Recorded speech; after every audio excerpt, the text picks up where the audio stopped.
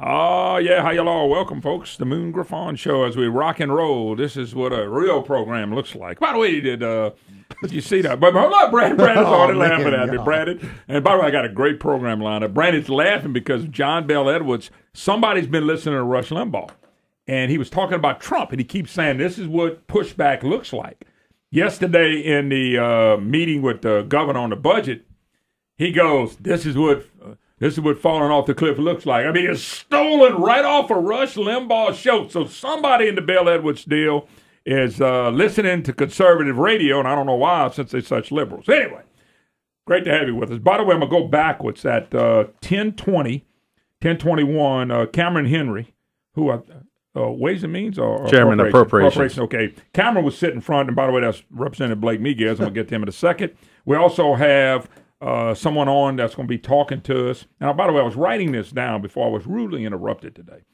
I have Catherine Donaldson with Medicare Choices, and she'll join us at 10:06 before Cameron comes. But before we do that, I've invited to spend an hour with us a guy that was there yesterday, too, Representative Blake Miguez. And Blake, just for our audience, what district and what area do you represent? My name is Blake Miguez. I'm the state representative for District 49. I represent Iberia and Vermilion Parish. And so you didn't even give out your full definition of who you are. Also, part-time host on the Moon Griffon Show. So you forgot to do that. And a taxpayer, a business owner. Well, Moon, you look worn out. I know it's been a while since I've seen you and been in the show. I don't know if you gained a couple of pounds or a few bags underneath your eyes, but I can tell that you've probably been watching the budget hearings. I'm a little lighter today. I think it's from the budget hearings you were watching yesterday. We had a By the way, interesting meeting. I got a picture. I actually saw you in there, so you can't lie to me. Did I have a frown on my face? No, just kind of doing it like you know do, looking with a big stare. I'm joking. No, actually, you would. I don't know what you were doing. I just had a picture of. All right. Blake, I appreciate it, man. Appreciate you spending a little time with us. Actually, I gave Blake more than 30 seconds to come on the program, so we actually got a chance to prepare. All right, a lot of insults and things. Let me do this to start it off. I want you to give this what you saw yesterday. Brandon, we got the tape? Okay. That was WAFB TV or WBR? Let me know who it is when you get it ready, because I want you to listen to this, because it starts out with, it got testy. You know the part I'm talking about with Senator Sharon Hewitt. And by the way, Senator Sharon Hewitt on this program tomorrow at 9:06. That's great. The plans to have her on. Brandon, you got it? So this side sets up because it comes right to it. And Bel Edwards, being a real smart aleck, by the way, insults this woman right at the beginning of it. Here it is. Well, it's coming in a sec. They got advertising playing. I'm sure our listeners don't want to hear about X-Lax and Miralax. If X-Lax wants to be an advertiser on the Moon Griffon Show, I would be a spokesman for him. All right, here we go. WAFB. All right.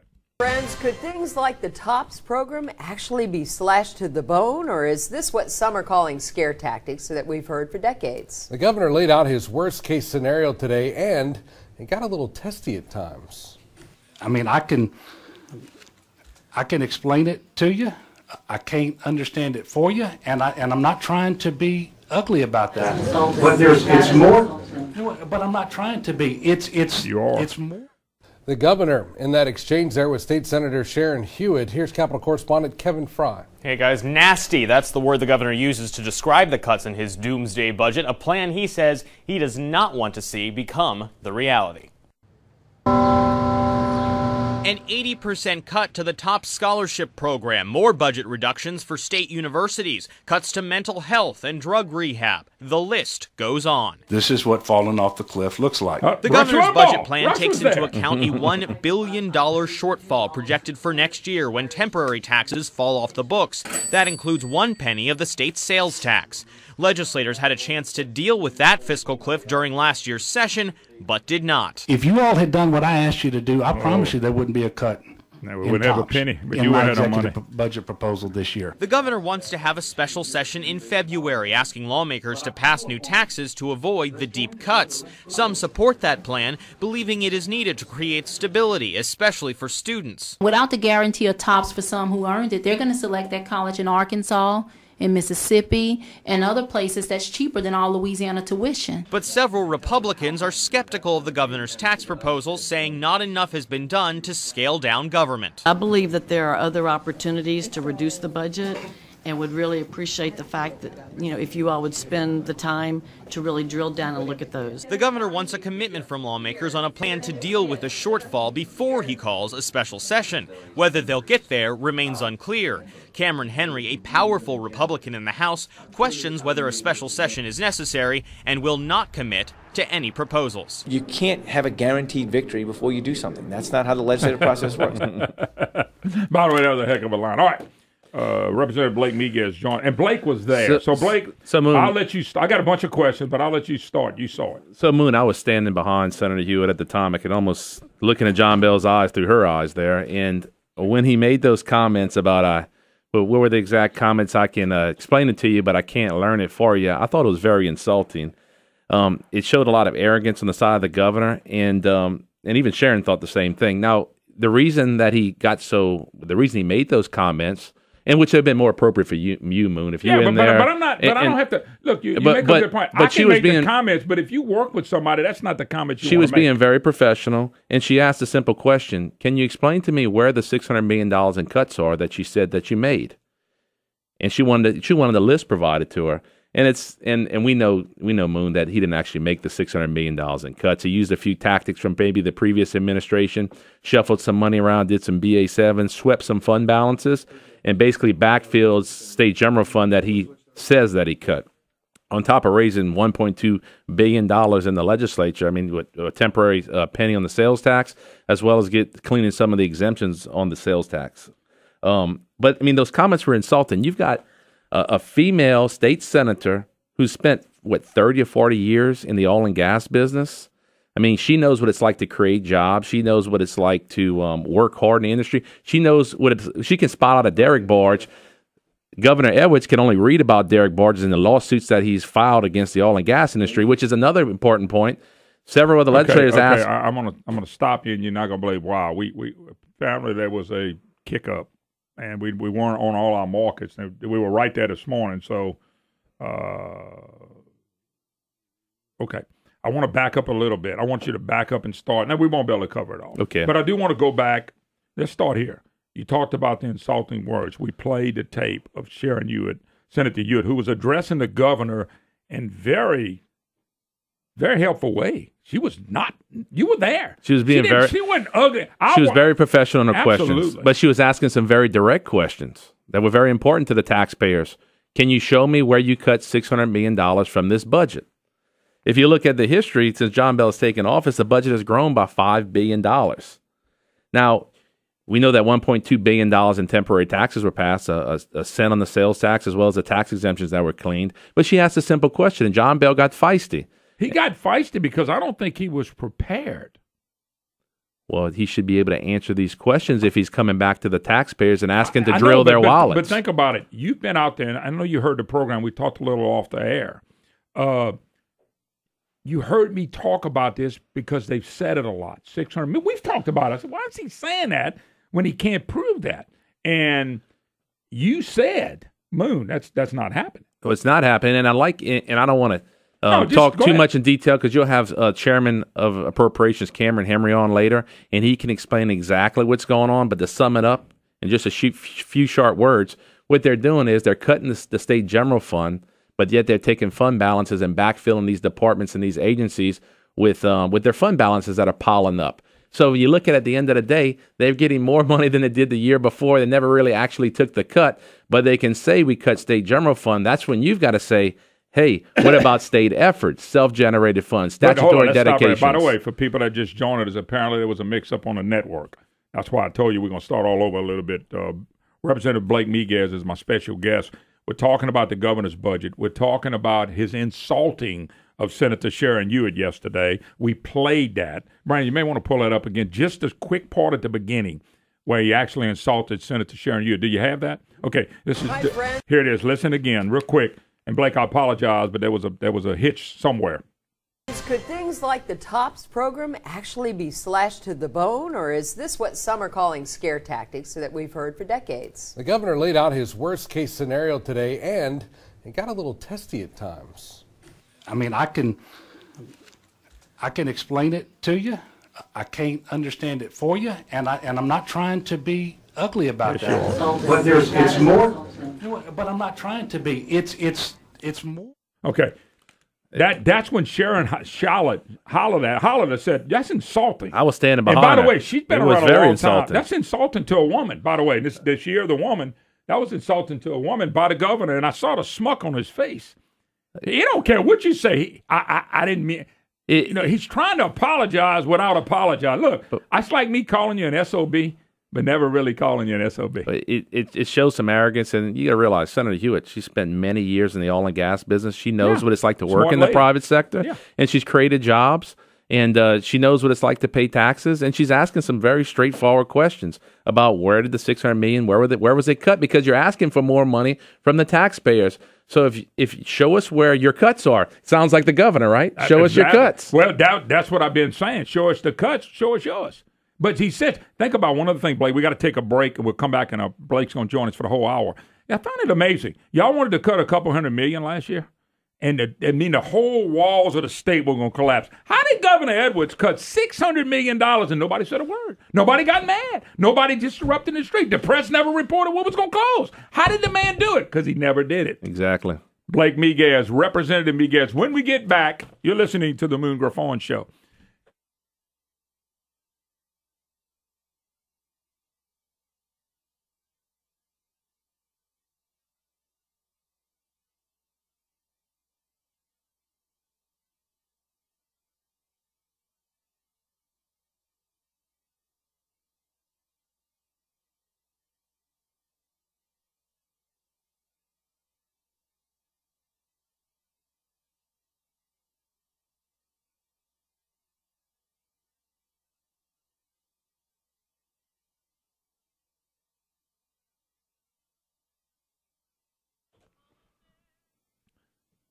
Words of wisdom. Listen to me, Brandon. Hey, y'all all welcome, Moon Griffon Show. Except when it comes to marriage advice.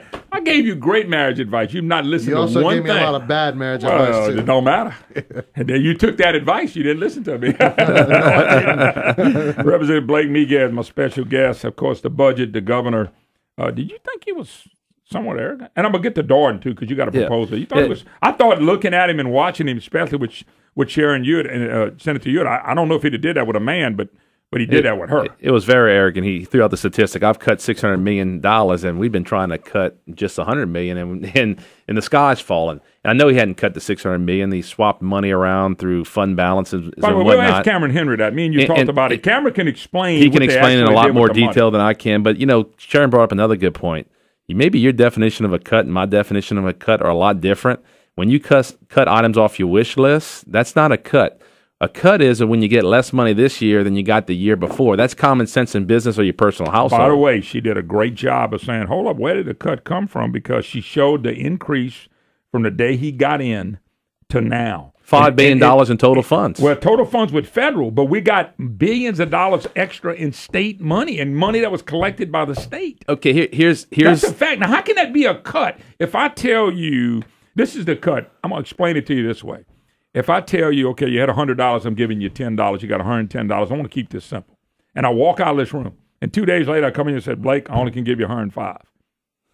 That you got $5 more than $100. You got $105, and you're bickering at me because I cut you $5, and I really didn't cut you $5. I gave you $5. It's an increase in my book. It's an increase in any intelligent person's book. So I want to speak to the listeners, taxpayers, local government even that's been forced to cut their budget. Here's a fun fact. I'm in business, exactly. Back too, didn't you? I cut a lot more than Governor Edwards did, and I can show you where the cuts are. If you cut one nickel, you cut more than Edwards did. So in the last 5 years, state government has never faced a budget with less money in the previous year. In the last 5 years, which means the state budget has dollars more. Now you go to anyone in local government and have the same conversation, and they'll think, "What? Well, their sales tax bases in some of these local cities here cut in half." Anybody that's been relying on oil and gas severance taxes, that's been cut down to 25% of what it was before. They're having to do with less, and they're making do. State government can't do with more because they want more than that. And that's the whole. That was what I took from the speech from John Bel Edwards yesterday, who presented his budget. It was like a bad rerun of an old movie. But this time, a bad movie and a bad rerun. But this time, it wasn't Jindal's fault, really. It was his creation. He's been there for the last 2 years. He was in office for the last 8. By the way, you can't blame it on Jindal anymore. You have to take some responsibility for the fiscal situation that the state's in. Absolutely, but he's getting help from his friends in the press, the Advocate, Times-Picayune, the Gannett newspaper, Jim Beam, and he's getting a lot of help from them. Example, they keep telling us, and we'll get to Stelly later, they keep telling us the Stelly cut did it. Okay, now they're blaming Jindal, 100% blame Bobby Jindal, okay, and Republicans in the House, by the way. But let me go back. Bel Edwards voted to get rid of Stelly bill, okay? Mm-hmm. Last 9 budgets, not last year, the 8 generals in his first one. He voted for 6 of 8 and supported the budget his first year, which had one-time money in it, which raided funds. Same thing Jindal did. He voted for 75% of Jindal's budgets, 6 out of 8. All of his right-hand people, Robert Adley, he was a Senator Adley then, voted for all 8 of Jindal's budgets. John Alario, the leader, the magician. You didn't know that, huh? Magician. They're grown up in the room. Voted for all 8 budgets. Big Lake Fannin voted for all 8 budgets. Francis DeFeet Thompson. I'm talking about people that's been there. Voted for all 8 budgets. Yet the blame is on you and the House Republicans. You weren't even there, by the way. Wasn't there. No, I've only been there 3 years, man. Yeah, by the way, this has been going on since before you were born. Exactly. Brandon, you wouldn't even have thought. And that status quo in government needs to change. But I want the listeners to hear, when you're talking about going back to Stelly, you're basically saying, I want my personal income tax raised. And I know none of my taxpayers or the constituents in my district want their personal income tax raised. The governor is trying to move the taxes from sales tax over to personal income tax, but he calls it a more stable tax source. And we wanted, and when the legislature passed temporary taxes, that was a promise to constituents that we're going to create a bridge until we can fix our issues. Now, granted, there hasn't been a lot of reform done, and the governor had a large hand in not allowing any of that to happen over the last 2 years. But it doesn't mean we just need to sit back and accept the fact, let's vote on some permanent taxes in place, because, Moon, the economy will return to Louisiana. We've already seen it starting to return. Let's talk about this, though. $1 billion. We know $300 million, maybe $400 million coming back from the Trump tax cut. That's right. We're going to file taxes. And REC will realize that probably next month in February. Okay, all prices was based, I think it was based on $51 or $52, $53 a barrel. 65, 63, whatever price you want to use. That's more money. So my question is, about $150 million, maybe. Yeah, off the cuff. Well, I'll just say it's $500 million between those two. Okay, that's a lot of money. you Moon, you just explained you cut the fiscal cliff in half. Now he says, Republicans, what's your plan? What's your plan? Y'all had a plan. We had a plan. Well, hold up though. He keeps saying if he'd have went with his plan, we wouldn't have this problem. But our plan was very simple: a standstill budget. I know. Very simple, Moon. Simple concept. When we come back, I want to talk about tops a little bit, too. And then we're going to get into what Jay Darden presented. Anyway, Blake Miguez, Representative Miguez, my special guest. Folks, we just cranking up. Don't go nowhere.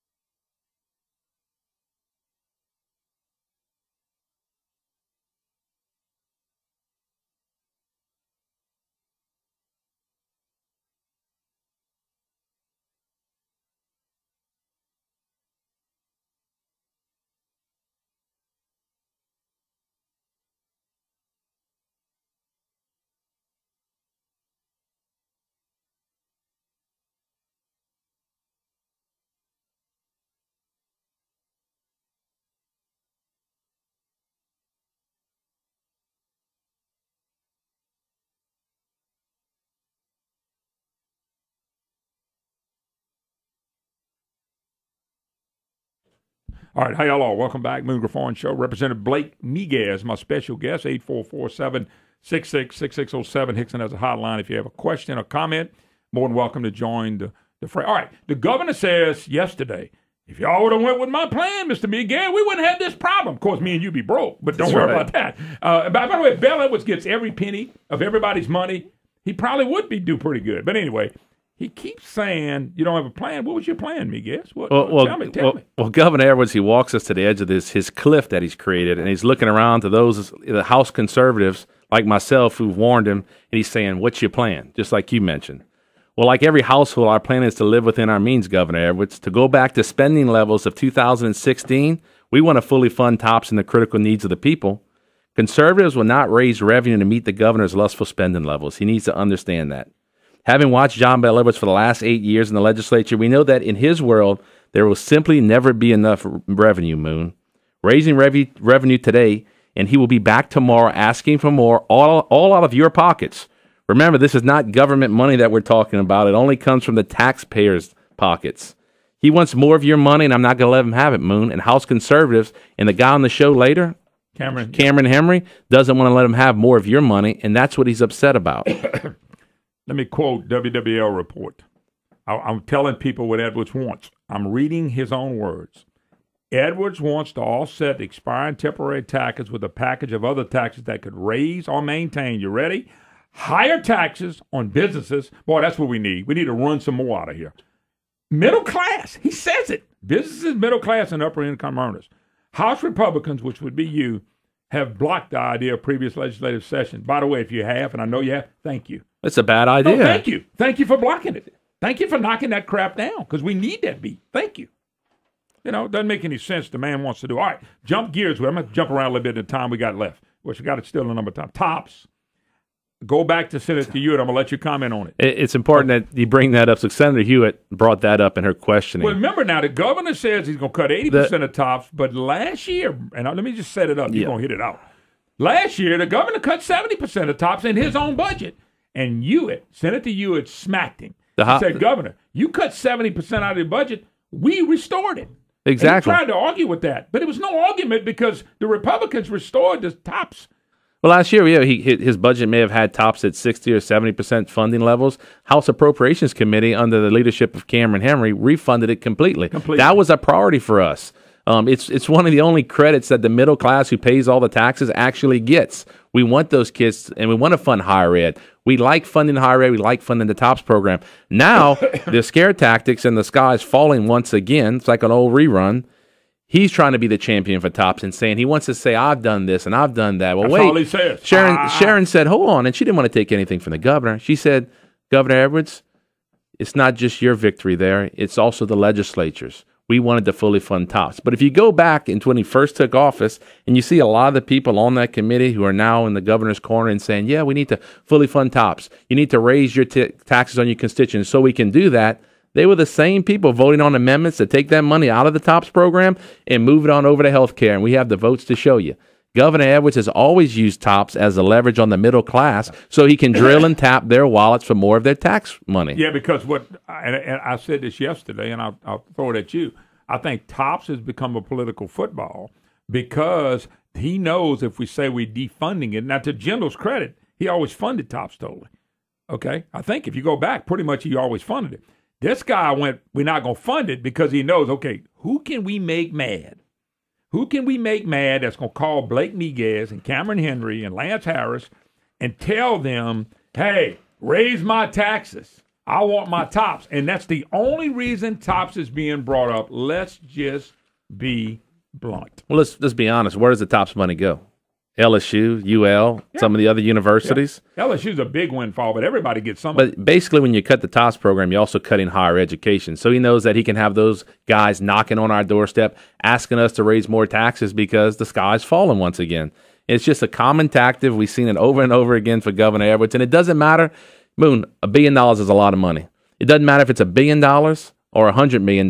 It's the same story every time. But yet, he's cut $600 million with no issues. No one ever noticed it, and now it's coming to light. Now, how is that possible? I've been preaching this for months now.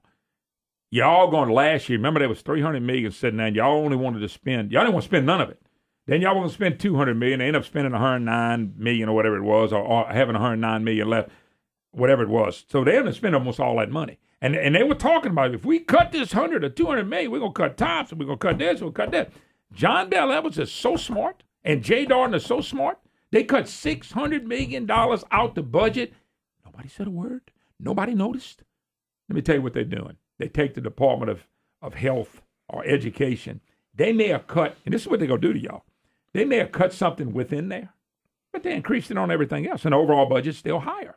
That's what they're going to do. We cut this in this department, and it's going to be, you cut that, but overall in the department, it's still up $400 million or $100 million or whatever it's going to be. And it hadn't been priority-based cuts. It's been, where are all the special interest groups that have the lobbyists? Let's cut all of them so we can have every lobbyist at the Capitol pressuring legislators to raise my constituents' taxes. And it's just the same song and dance, Moon. We've seen it a number of times over and over again. And like you mentioned before, do we really have $1 billion shortfall? When you look at all that, what REC is going to recognize hopefully next month from the tax reform, when you look at, remember, we had a plan. Our plan was a standstill budget. According to the press, y'all never had a plan, and I know y'all had a plan. It was to freeze the budget for 2 years straight, which is $500 million. Well, let's fast forward. We had passed y'all plan. I want you to think, let me throw a couple numbers at you. $300 million from the Trump tax cut, which could be up to $400 million. It's $150, $200 million in all. Let's just take $500 million. So if you would have did your plan, you would only need $500 million right now. So, and if we were there today, we would say we want to also freeze the budget for one more year, which would cut that in half. Would you keep some of the sales tax or not? Well, at that point, you'd be looking at $250 million shortfall. Okay, we could have the honest conversation and say, well, maybe we'll reduce that sales tax down to $0.25 penny for a short period of time, not permanent, 2 Moon. years. Because as we see, what you need to do is look at Lawrence Scott's report. He is saying, and his report says it clearly, the entire state economy is starting to recover. Now, in Acadiana, or if you live in Thibodaux, you don't notice it yet because we're still in decline, mainly due to oil and gas lawsuits, which we can talk about later. But we are starting to recover as a state. Over the next 2 to 3 years, our entire state will start to recover. The tax money will come back into the coffers. If you make it permanent tax, do you think Governor Edwards 2 years from now is going to stand up? He's going to stand up and say, well, we need to write a check back to the taxpayers. No, he'll have another excuse of where to spend those dollars on his priorities. You know, him and Bananas Foster, I don't know if you remember Banana, he ran for Senate. I think he got 38% of the vote. Anyway, Banana said, well, with the tax cut from Trump, where they lowered the corporate tax rate from 35 to 21, one of these energy companies in, I think, South Carolina, Brandon, where they actually said, hey, we're going to give everybody 5%.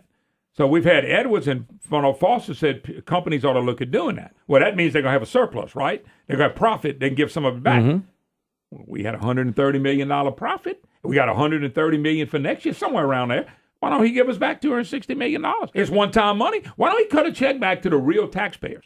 And, you know, the debates over the next few months is going to be where are they going to spend those dollars?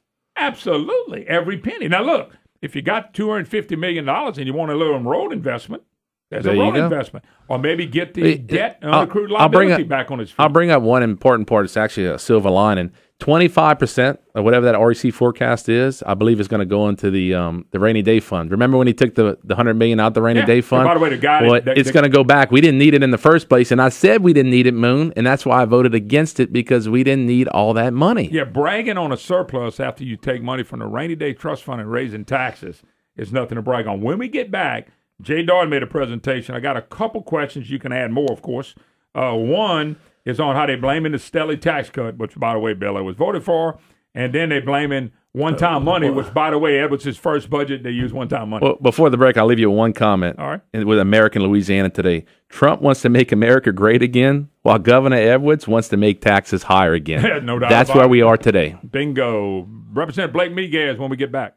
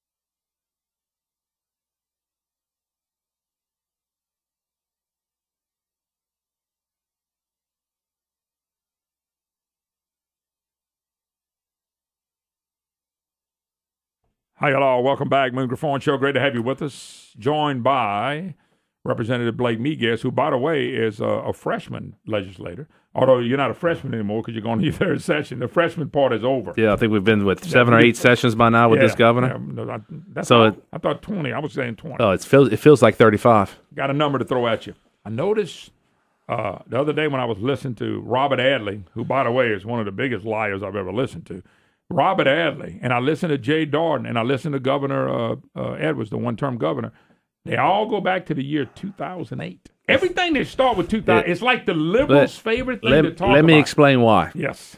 So in 2008, you remember what happened? Katrina. A ton of federal money started pouring into the state. That means sales taxes went up. I mean, everything went up. The Yeah. coffers were filled. I think at that time they had a special session just to fight over where to spend the dollars. Well, Katrina, let me back up. Katrina Brandon was 2005, right? Yeah, excuse me. Yeah, it was the money coming in after Katrina is what I meant. The rebuilding started. Yes. That's where the money starts pouring in from the federal side. I'm glad you pointed that out.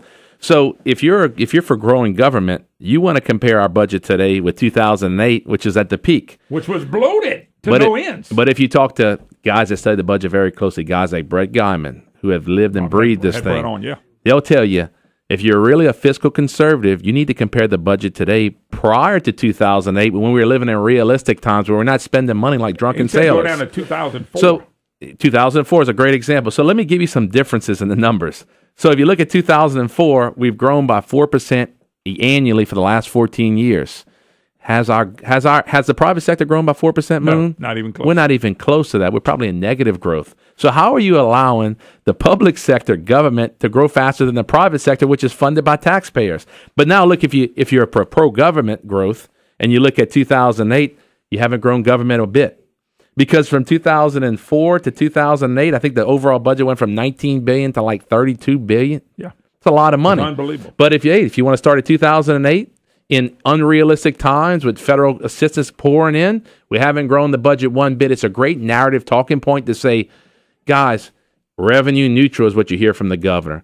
Now, revenue neutral, if you're a listener and you're a taxpayer and you hear revenue neutral come out the governor's mouth, that's basically saying, I'm going back on my promise of raising your taxes on a temporary basis. Great point. I want the taxes permanent, and I don't want them where you don't notice on sales tax. I want to hit you where it hurts. Income tax. That hurts. You're not making any money as it is now. Yeah, now the economy's turned around and you're back to work somewhat but you're not working for an $80,000, $90,000 job. You're working $40,000, $50,000, $60,000, making half of what you made before. Your wife's working an extra job. And to add insult to injury, Mr. Taxpayer, I'm going to raise your income tax. Yep. That's what they want to do. And they say sales tax is a regressive tax. With Moon, it's very important to point out, on sales tax, you don't pay sales tax on groceries, you don't pay sales tax on utilities, and you don't pay sales tax on pharmaceuticals. That's correct. The poor people are taken care of in that regards. Correct. Who pays sales tax? By the way, a poor person that's using a debit card, there's no tax on that food. They get a La Chip or whatever card. They don't pay taxes on that stuff. They don't. Anyway, poor people, real poor people now, they don't pay it anyway. They're using that as an excuse to raise your taxes on when I'm talking to you, I say the taxpayer. Yeah. It's, by the way, great point. It's just so frustrating for me to watch lawmakers, grown-ups, that will sit there and get a bogus story, to go get more money out of people's pockets. That doesn't make any sense to me, but that's what you have. And then y'all get blamed because we got Washington. I keep reading. He said it yesterday. Well, we don't want to be like Washington, D.C., and they shut down. We all like Washington, D.C., because the press corps from Washington moved down here in the attitudes of, we, just like Obama, we got Bel Edwards in. We're going to keep him in. No matter what he does, we're on his side. And you can watch Taylor. I told you before, Tyler Bridges, press secretary for Bel Edwards. Jim Bean, deputy press secretary for Bel Edwards. And by the way, they try to demonize House Republicans for protecting taxpayers' wallets. That's correct. Makes no sense. Y'all demonize for doing what the taxpayers want. Do what's right and don't take any more money. Well, it's very simple. We want transparency in government. Yeah. We want prioritizing the tax where our dollars are spent. We want to build some trust in government. Look, just yesterday, Jay Darden, we were talking about Louisiana Ledger, which I thought the governor supported. Jay comes to the table and talks about, well, we're going to dump another $30 million into La Track. an archaic system that you as a taxpayer, if you got a computer, you can't figure out where the money's being spent. We want to set it up like Ohio checkbook, and I hope our new treasurer, I think he's supportive of it. I know he is because I know his politics. Well, no, he talked about that on the program when he was running for office. It's a great software. If over time you can get local government involved with it too. They've done it in Ohio, and you, Moon. I don't want to put you. I don't want to put you down, Moon. Even you can get on a computer and find out every penny that's been spent in state government or local government. The problem with that is I don't know how to turn the computer on, but I get you. Hey, let me go back to Dardenne, who, by the way, Dardenne is the other co-governor in my book. Dardenne comes up with proposals. Two of the things on that, we can't go over all of them. That's it. One was, and I go back to this, they keep blaming Stelly the problem. If we had that $700 million from Stelly, it didn't cause the problem. We got a spending problem, but Bel Edwards voted for it. All of his key people that are still there voted to get rid of the Stelly bill. If it's a problem, how come it's Jindal's, and how do you inherit the problem? But that's part of his plan. He talked about how to Stelly. Because, by the way, it could have been called the Dardenne-Stelly plan. Dardenne's the one shoved it down our throats in the Senate, by the way. Well, Moon, and they say House Republicans, we don't want to work with the governor. That's untrue. No, the governor doesn't want to work with y'all. We showed up. And he said, well, Bobby Jindal put us in this place. We got a $2 billion shortfall. I need some temporary assistance. I need some revenue so we can buy some time to figure this thing out. He had nothing to do with it. The legislature, against their instinct, gave him some temporary money so we could get this thing figured out. But we sit here 2 years later, and is this budget Bobby Jindal's budget or is this John Bell's budget?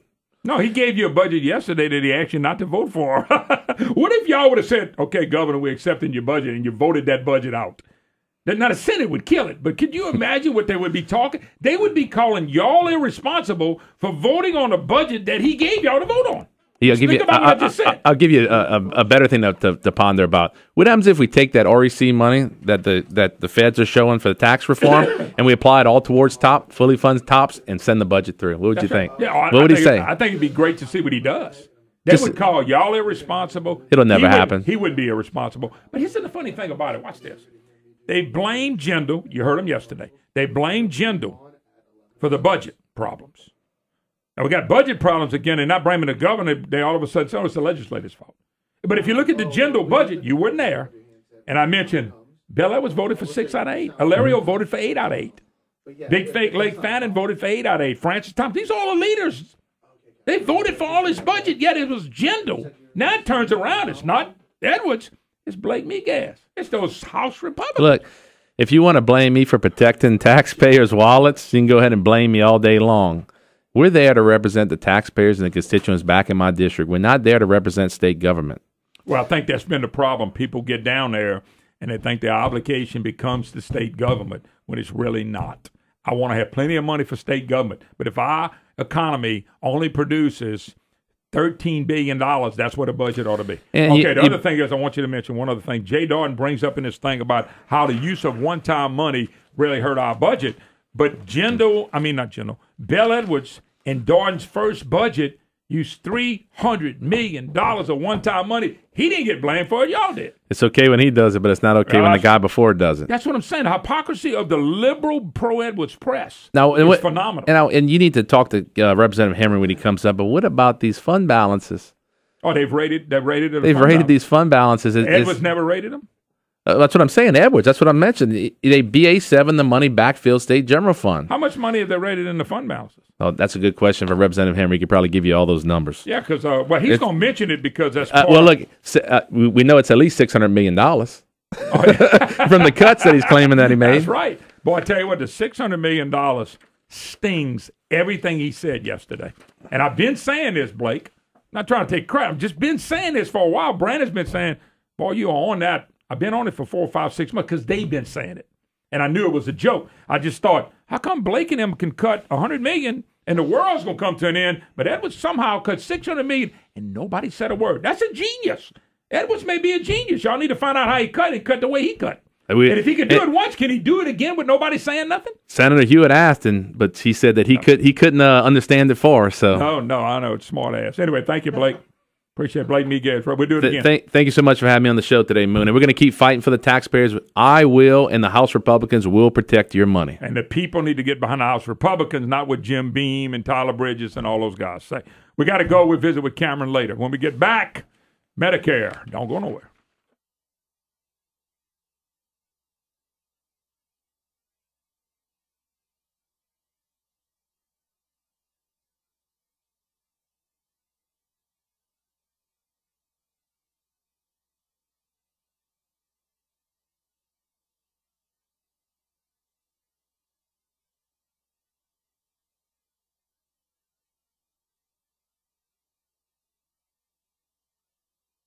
A voice. Let's jump gears. By the way, Cameron Henry, who's the head of appropriations, who was at the meeting yesterday with the governor on the budget, will join us toward the end of this hour.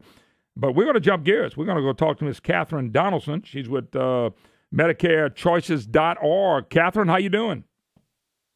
I'm doing well. How are you, Moon? We're doing great, Shaq. Good to hear from you.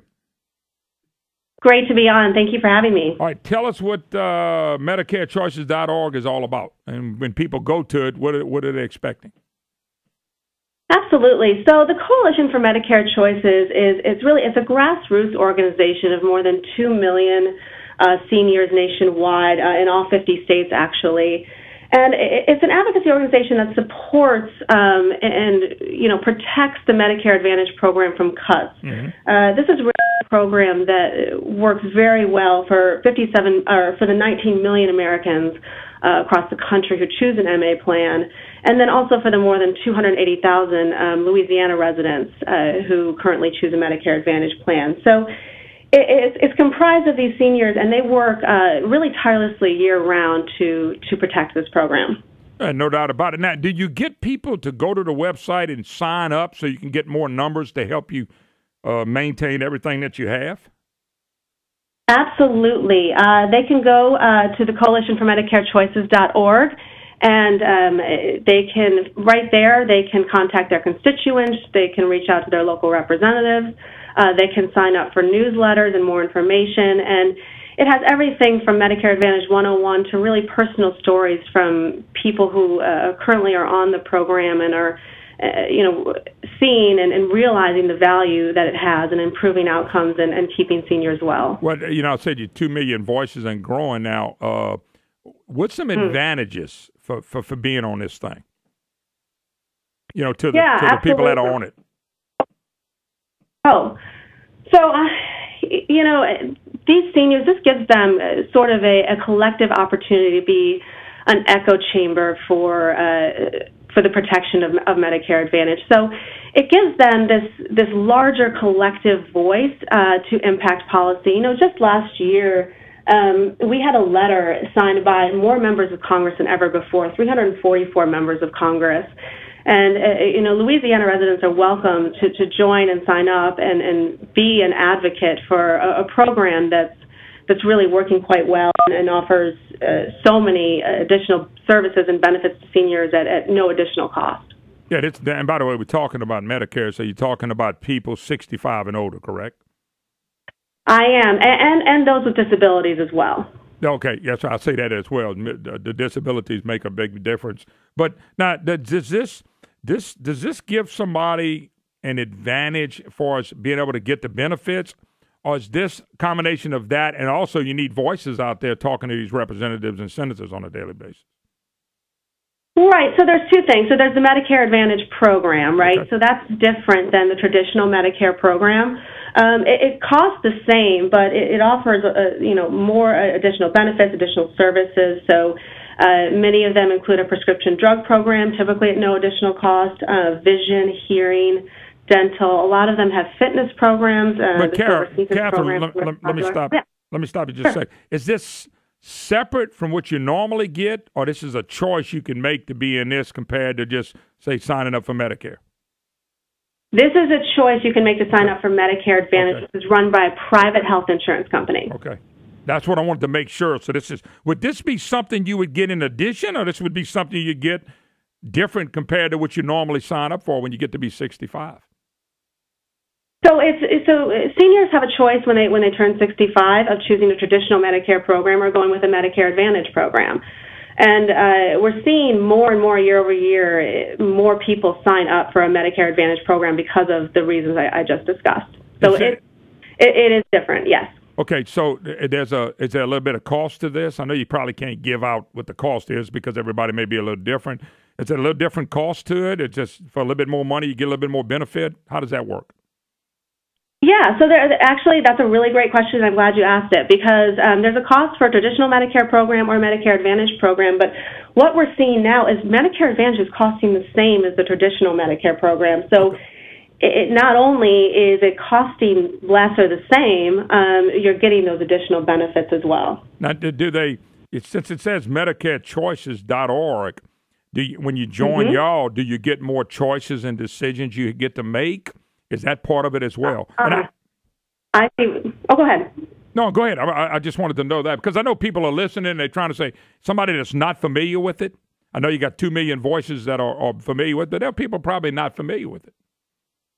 Absolutely. So the Coalition for Medicare Choices isn't so much about, choosing a plan as much as protecting the Medicare Advantage program overall and working with local and federal policymakers to protect the program from potential cuts.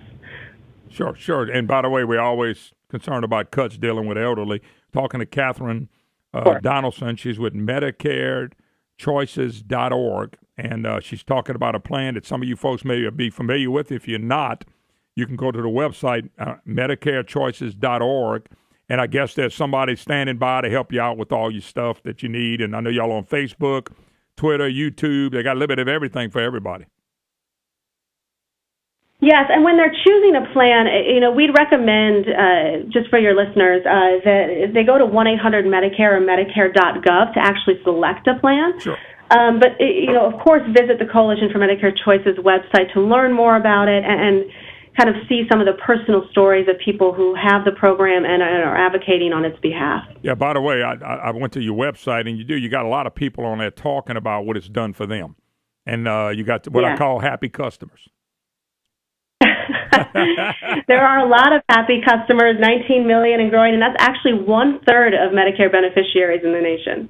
Wow. So that's a pretty good number. Y'all, how long have y'all been around pushing this and helping people along with this? We've been around for a few years now. We recognized that there was some conversation in several different administrations in Congress talking about potential cuts to the Medicare program, and we recognized there needed to be this overall voice advocating on behalf of a program that works so well and kind of can be a platform for many other insurance programs. So I think that this was developed to help protect this program from potential cuts as things like that are discussed in Congress, particularly now at this time. This is the time of the year when the federal government is looking at funding for this program. So it's more important than ever that we protect a program that is working so well. It's amazing that anybody would be talking about cuts to Medicare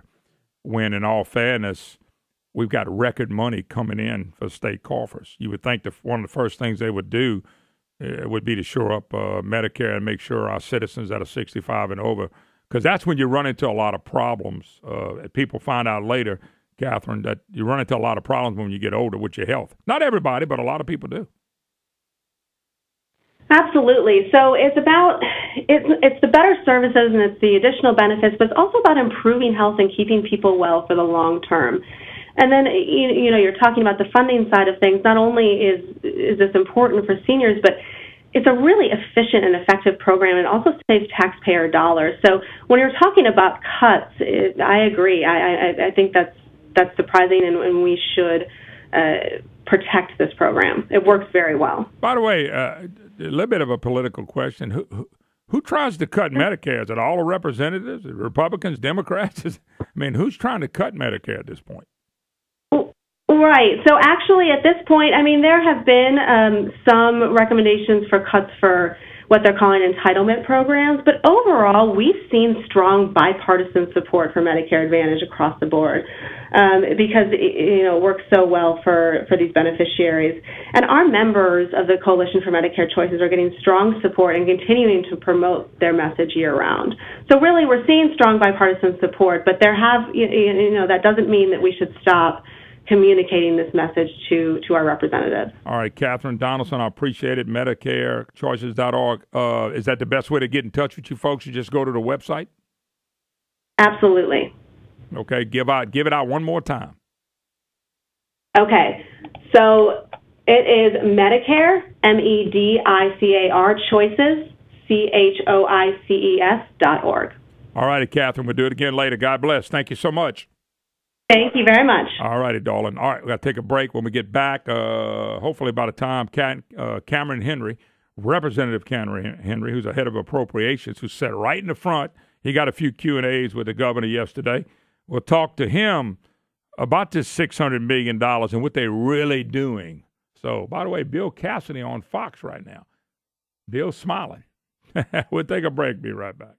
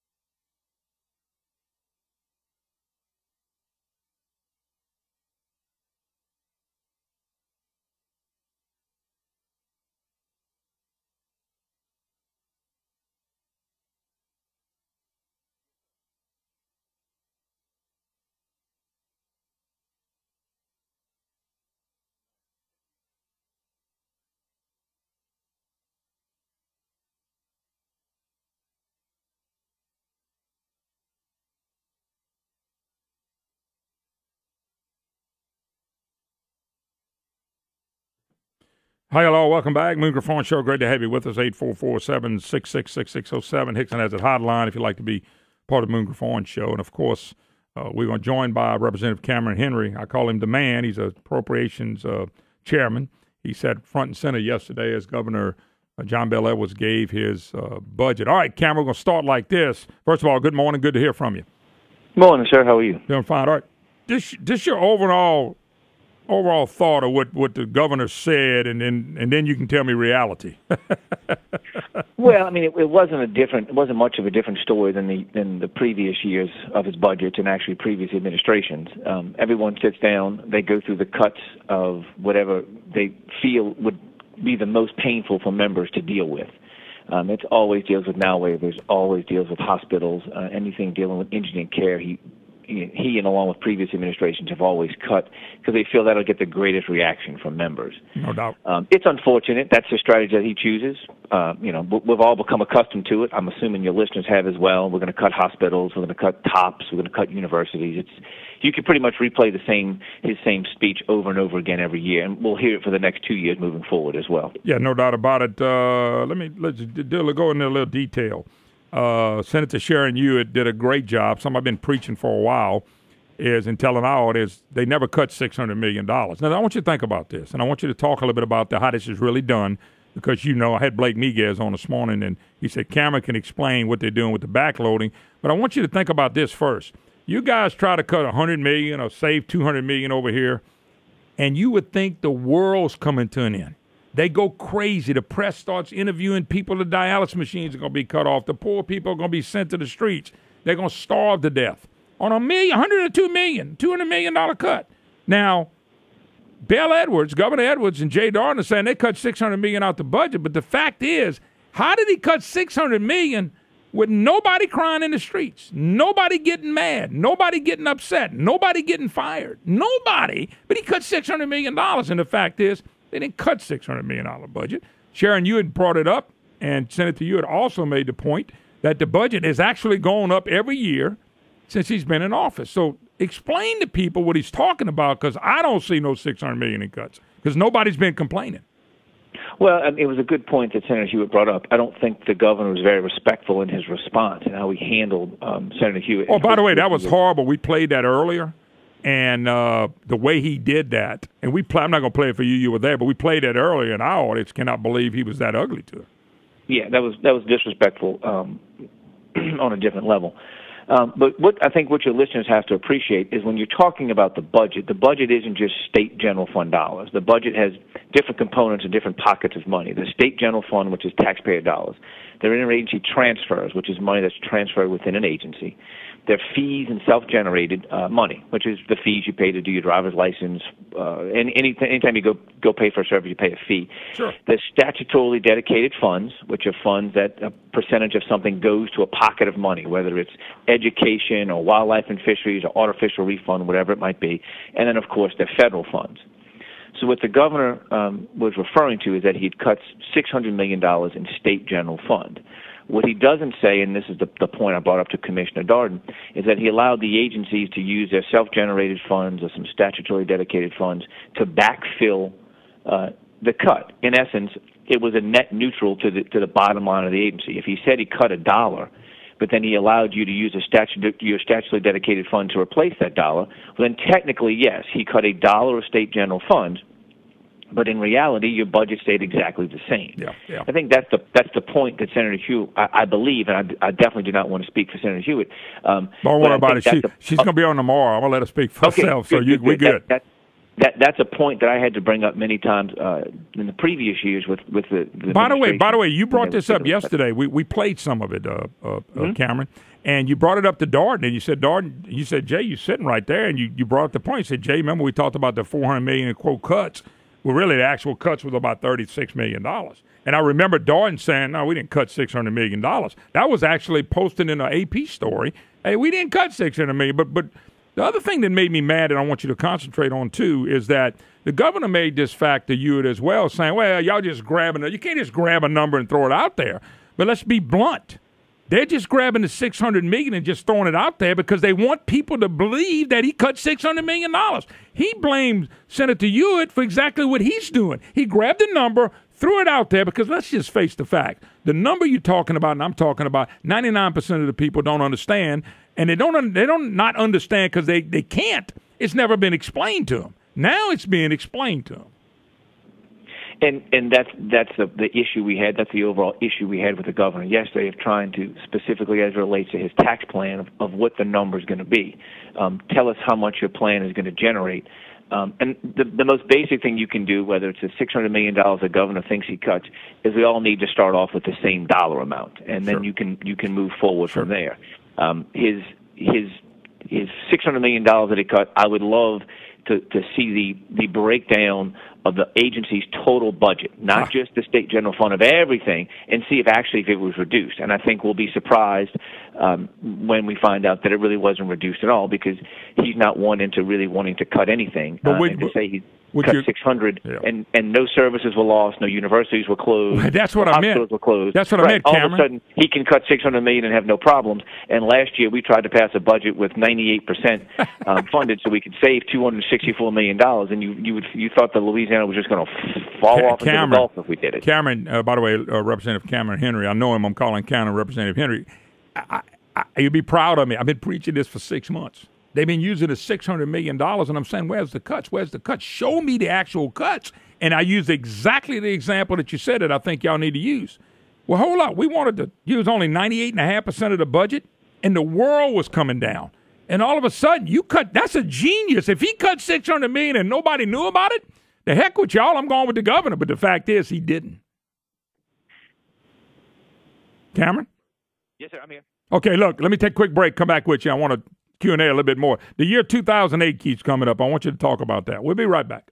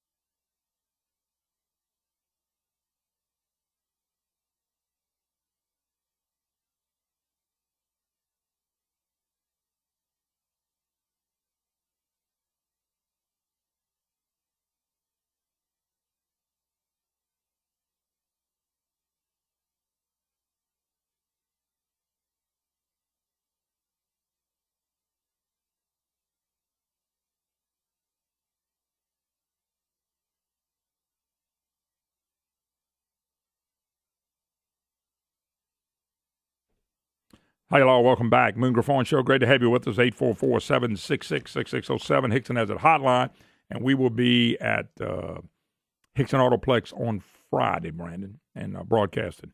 All righty. Representative Cameron Henry, of course, he is chairman of Appropriations Committee, and he was there yesterday during the debate, and he asked questions. Hey, Cameron, one of the things I get a kick out of, if you listen to the governor, or you listen to Darden, or surrogate like Robert Adley, former senator, they all want to talk about the year 2008. Let's go back to the budget year 2008.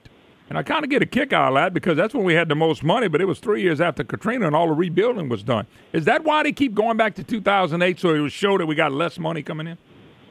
Right. The logic there is they're picking the high water mark of budgets to compare it to. Sure. So you had Katrina rebuild, you had oil at about $104 a barrel, and you still had the Stelly plan on the books.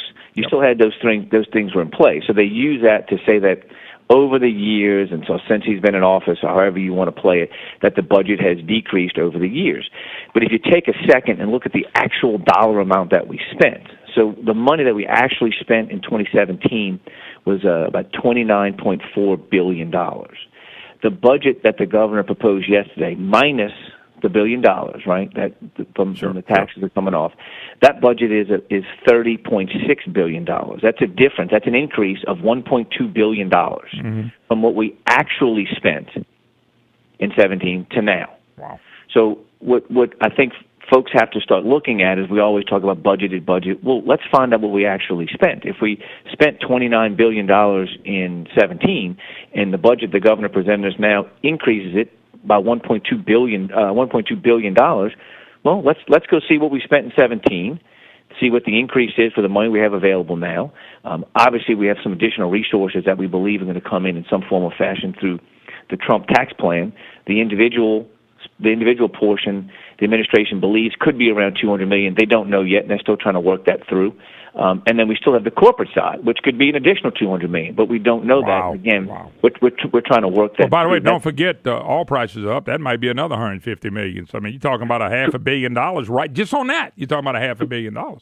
Correct. Oil was back up to, I think last time I checked, about $63.40 a barrel, which is well over. I think we might have had it somewhere in the 50 range. I think you had it 51 or 53. I don't remember what number, but it was in the low 50s. So that's moving in the right direction for the state as well. So that's one of the arguments of the governor trying to have a special session in February is it's not the administration's fault as it relates to the Trump's tax plan. That's a complicated thing to figure out. So let's give them time to figure that out to make sure that the money they believe is going to come in is going to come in. Same thing. Look, oil and gas prices are going up. Fantastic. We'll have the opportunity to have another revenue estimating committee. The last time they met, they increased the forecast, which is how much money they think is going to come in, by $233.4 million. Well, maybe let's see what happens the next forecast. So let's have all the information available to us before we make a decision whether we need to raise taxes or cut or what we need to do. It's what any basic common sense would do is you want all your options available. They seem to be trying to push to do something quickly when their own numbers for their own plan, which was really disappointing yesterday with the conversation we had with the governor when he stated that he believed his plan raised $994 million. And about 2.5 hours later, it came out that they still, as Kimberly Robertson quoted, and I'm not going to do it word for word because I, again, don't want to put words in her mouth, that they still have some work to do to get it to that number. You would think they would have coordinated those two things before they came into the room. So they have a lot of work to do on their own plan. I think the scariest part is that the governor has stated that all the House Democrats are already in favor of his plan. And they don't know how much it's going to cost, how much it's going to bring in, or really what the effect's going to have. But I guess they have such blind faith in the governor that he can speak on behalf of 41 Democrats and say they're on board for whatever he wants to do. I'm not surprised. On any side, you shouldn't, whether it's Republican governor or Democratic governor, you shouldn't be able to go in and have 41 elected officials blindly follow you like that. And I think that's the problem the governor's having with House leadership, is that we're not structured in a manner that allows Cameron Henry to say, if I'm for, then 30 people follow me. That's not how it works. Everybody's got to have their own information and come to their own conclusion on what's best for them and the state and their district. And he's having a lot of difficulty grasping that just because he controls his party outright, which we don't have the ability to do, nor the desire, and I stress the desire to do. Yeah, no doubt about it. Representative Cameron Henry, my special guest. I got a kick out of this. Edwards kept saying, if y'all would have followed my plans, we wouldn't have this problem. Of course, everybody might be broke back home. The businesses have less money. Because I read his plan, and this is what he said on WWL. Edwards wants to offset the expiring temporary taxes with a package of other taxes that could raise or maintain higher taxes on, guess what? He wants higher taxes on businesses. He's saying it. This ain't my words. He wants higher taxes on middle class, and he wants higher taxes on upper income earners. And he keeps blaming y'all for blocking his ideas. By the way, Cameron, thank you for blocking his ideas. I don't want his ideas. His ideas don't. Our median income is down. We got third highest unemployment in the country, and we got out-migration started up again. We got people leaving the state again. So he wants to take money from the people that are here. He just said businesses, middle class, and upper income. Right, we're one of 8 states that are actually losing population. Yep, correct. And his original plan was to keep the penny sales tax. He wanted to do that for 5 years. And we pushed back to say, no, we're not going to do it for 5 years. You can't have the highest combined sales tax. When you do local and state combined, we have the highest in the country. You can't do that and expect individuals to stay here or to move here. Same thing with your business environment as it relates to taxes and the legal side of it. The legal side, which we have to clean up, related to a member asked about the legacy lawsuits related to oil and gas yesterday. I believe that was, I want to say it was Senator Chabert mentioned it, and there was one other member, and I apologize, it was a House member, I can't remember who brought that up. I wanted to address that with the governor as well. I mean, we have to make our state business friendly. And no, you don't want to give away the farm to do it, but it has to be strategic and it actually has to work. And when you have out-migration, when you're only one of 8 states with people leaving, that means what you're doing is not working and has been working for a while. So you need to come in with some really significant, drastic changes, not continuing the highest sales tax in the country or trying to chase out the middle class and what he considers rich people. He doesn't want any of those people living in Louisiana. Well, those are the people that actually, everybody contributes to society by paying taxes. I'm assuming logically you would get more tax dollars from those than the individuals who have fallen on hard times. So you'd want to try to make sure that you keep those taxpayers here. It seems like a logic, common sense strategy, but hopefully he'll be able to explain that comment in sooner rather than later. Yeah, I just find it interesting. Somebody pointed out we got $400 million maybe coming back for Trump. We got $200 million maybe from all the gas. That's $600 million. If John Bel Edwards miraculously cut $600 million out of the budget and nobody felt it, nobody hurt, there wasn't no gnashing of teeth, then my God, this ought to be easy for him. Yeah, I mean, and again, we haven't. It should be easy, but then you also have to think of the fact his continuation budget, which he presented to us yesterday, and that's just to continue the state operating at the same pace it's doing now. That continuation budget was for roughly about $775 million. That's an additional money that he would like. Now, after discussions, we kind of whittled that down to about things that we think are going to come through. We think La Chip is going to be taken care of. We normally don't pay medical, some inflation rates we don't pay. And a check rate that we have, we'll push that off again for another 2 weeks. So that'll reduce the continuation budget is still almost $400 million. And all of that, the overwhelming majority, that goes to LDH. And one of the big picture problems we have as a state is that LDH is growing at a rate faster than the revenues of the state. Yeah. If you just look at Consumer Price Index, CPI, if CPI grows at 3%, that's equal to about $270 million of a $9 billion state general fund. LDH is growing by that, exceeds that every year. So that assumes that no other agency is going to have to do anything else, that every other agency is going to stay still, higher ed, hospital, they're all going to stay still, and LDH is going to continue to grow at the detriment of all the other agencies. So that's something that the administration has to work on, which we're hoping, having the most generous Medicaid eligibility program in the country, that they will step in and do something to at least address it. Yeah, no doubt about it. Last question for you, let you go, and we got to take another break. The governor said if y'all would have listened to his plan, but let's discuss, had the governor went with y'all plan last year, standstill budget, except for the mandates. I think it was $60, $80 million increase. Let's look at the whole process, okay? And Trump's tax cut, let's just say it brings $400 million. Let's say all in gas is another $200. That's $600 million. Where would your budget be right now had we listened to the House instead of listening to the Senate and the governor? Which, by the way, we passed their budget like 10 years in a row in the Senate, and the press doesn't give y'all credit. They keep blaming y'all, and it's the Senate budget getting passed all the time.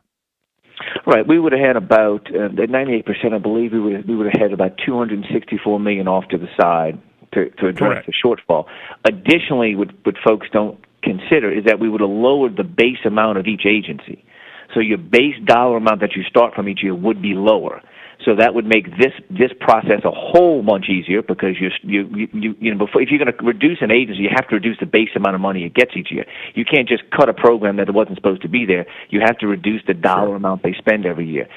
So if you would have put that into effect, between the Trump plan and we would probably we'd be looking at $200 million at best, and I don't even think it would be $200 million at the rate things are going now. So that's what the Republican plan was. It was to spend less, save a little, and be able to have some options moving forward. The governor likes the idea of spending less. He just doesn't want to do it now. That was his comment yesterday. He likes the idea of spending 98%, just not under his watch, which if you can't do it, which is completely illogical, but I'm sure he has some reason for why he wants to do it. We just have yet to figure that out. Yeah, $200 million, my God, a quarter-cent sales tax would have more than covered that. So we should have went with y'all plan. You had a plan. I'm sick of the press saying y'all didn't have a plan.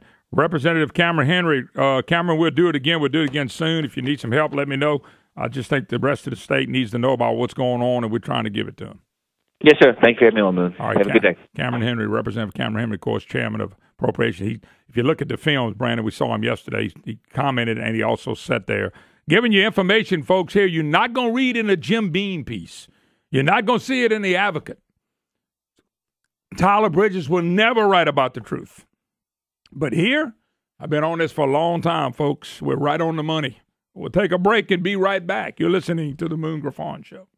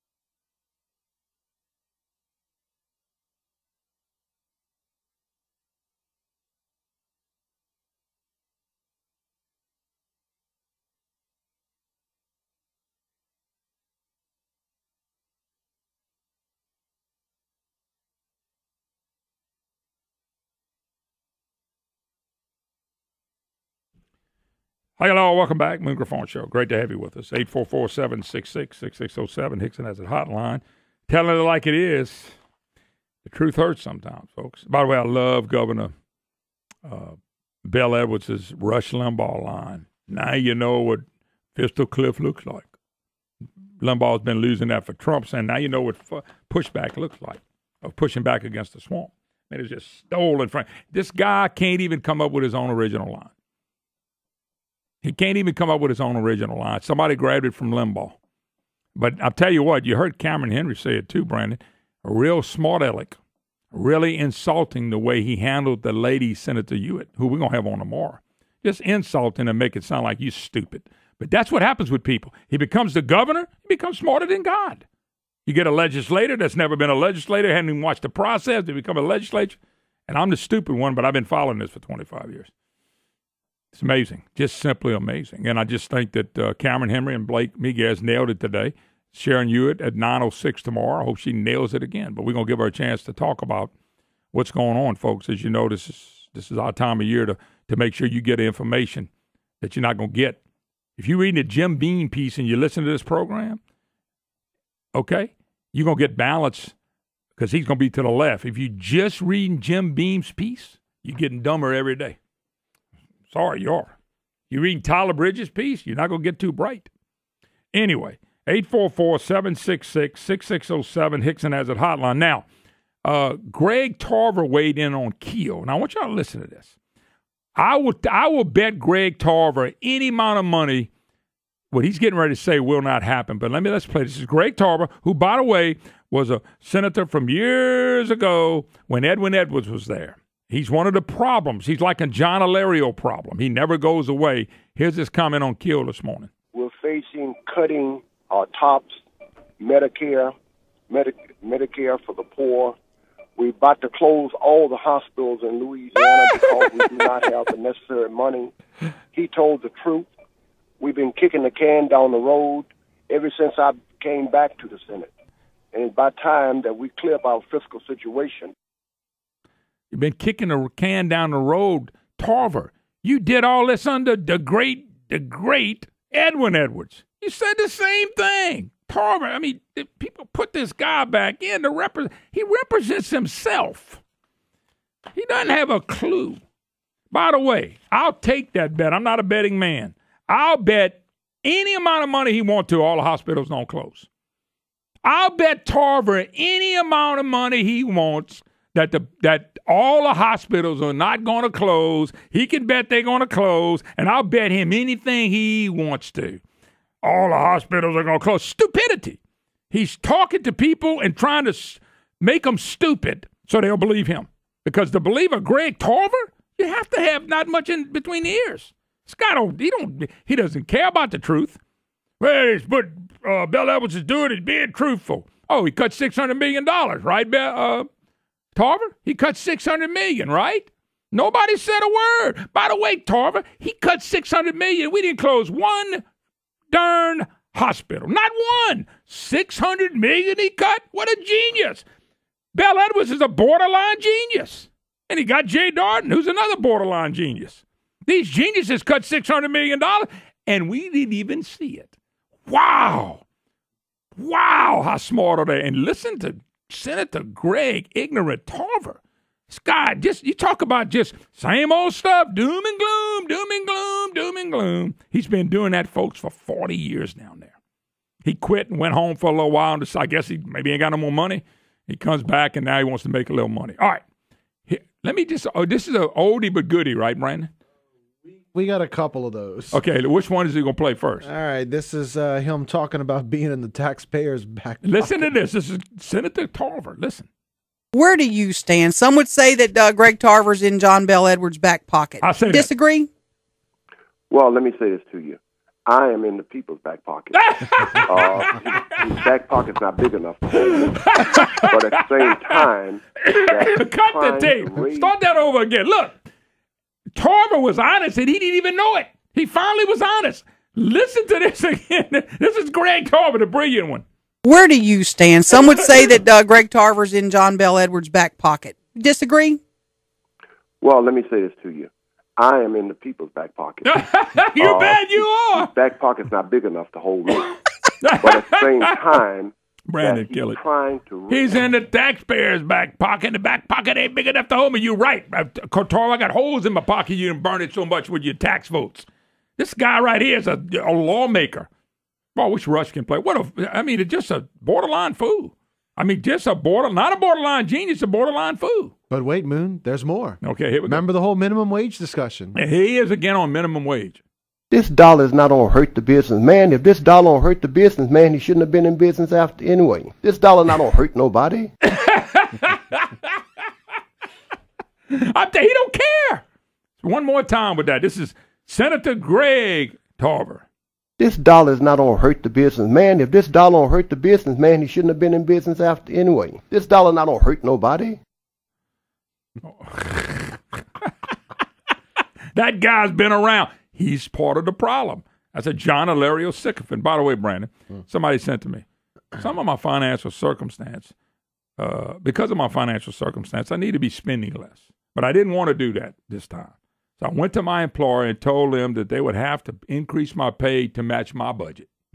And think what he said. Yeah. He's spending all this money.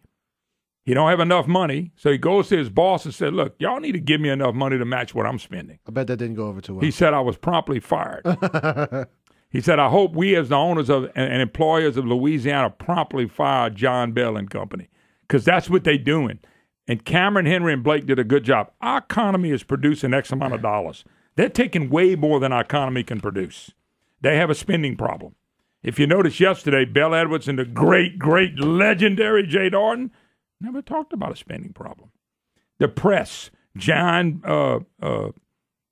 Tyler Bridges, deputy press secretary, Jim Beam, deputy press secretary, advocate, Tom's Picayune, name them. None of them talk about spending. All it is, they're going to pound on Republicans. Well, I'm here to protect them. Anyway, when y'all see Senator Tarver, just walk up to him and laugh at him. If you say, what you laughing at? Said, nothing. I just thought of something. And walk away.